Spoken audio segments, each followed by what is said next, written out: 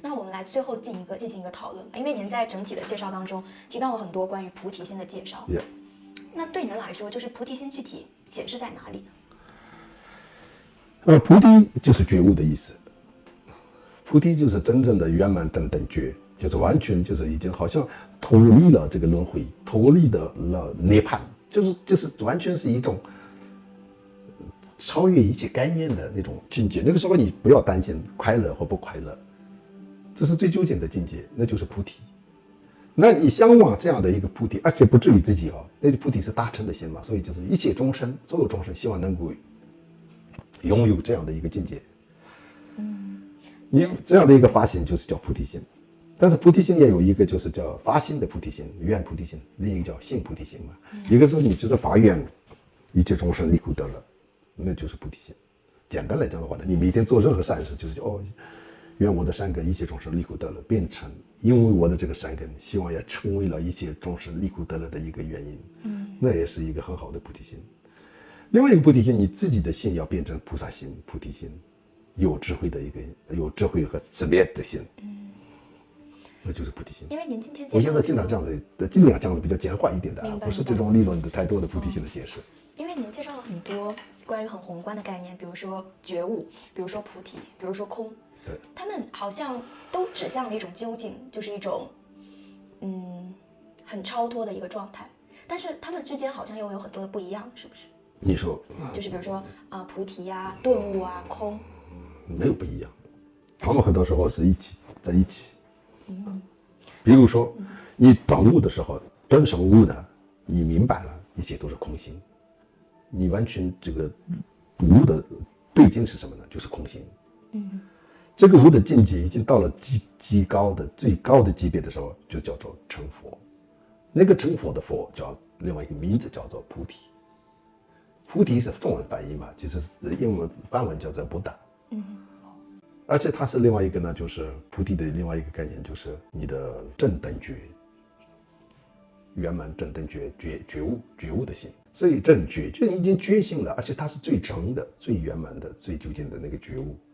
就是已经梦睡醒了，这一切的这个轮回的梦已经结束了。但这个菩提心的另外一个主要的一个成分是，你这个时候不是在乎的不是只有自己，而且一切众生，你希望他们都能够拥有这样的一天，那就是应该算是菩提心了。但那个菩提心和空心啊，你看这些都是密不可分的关系。其实刚才在思考这些的时候，我脑子里会想过一个画面，就是比如说我们存在这个世界，它其实是一个资源非常有限的一个社会。然后，那资源有限的话，就意味着，如果说我们把所有人都带向了一个觉悟的世界，那这个世界就不复存在了。对，因为一个世界假如都是佛教徒，没有那个时候佛教徒也不存在了。对呀，那好像就是说。就是必然是有正有反，然后有人是佛教徒在弘扬佛法，有人是做一些看似不符合道德的事，就是来创造了这个世界。对，然后呢？所以好像让所有人都证悟这样的一个究竟，它好像是不存在的。不存在。那我们图什么？是没错，这个很有意思的。你这个问题其实问得非常好，我也很直接说不存在了。但是我说的不存在也不完全是正确的一个回答。我是故意的。因为呢，我们必须要心里你要有准备，说这个可能不存在，但是我必须愿意发这样的愿，看起来很矛盾，但是它是很伟大的一个发言。你要的在乎的不是真的他们有一天能不能全部都让他们解脱，那释迦牟尼佛没有做到，难道你能做吗？但是你根本不是造作，也不是在关心你有没有能力这样做，而且无造作的，你就是想要有这样的一天的。那个时候你的爱是无条件的，